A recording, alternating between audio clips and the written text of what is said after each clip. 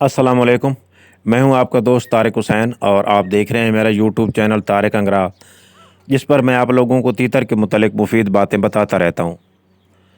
दोस्तों, आज की वीडियो में मैं आप लोगों को बताऊंगा कि अगर आपकी जो मादा है वो अंडे दे रही है तो आपने नर को कब अलग करना है और उसका क्या करना है।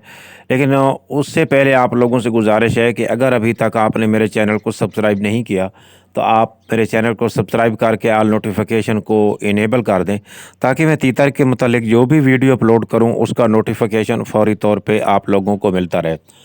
दोस्तों, कुछ दोस्तों ने कमेंट्स भी किए हैं कि हमारी मादा ने अंडे देने शुरू कर दिए दूसरी मर्तबा या तीसरी मर्तबा, और अब हम क्या नर को एक साथ रहने दें या उसको अलग कर लें। तो अगर आपका नर कोई भी मसला पैदा नहीं करता, मसलन वो अंडे नहीं तोड़ता या घोंसले को ख़राब नहीं करता, तो आपने नर को अलग नहीं करना। हाँ, अगर वो अंडे तोड़ देता है तो उस पर मेरी वीडियो ऑलरेडी पड़ी है कि अगर अंडे तोड़ता है नर या अंडे तोड़ने वाले नर का इलाज, तो वो वीडियो आप जाके देख लें।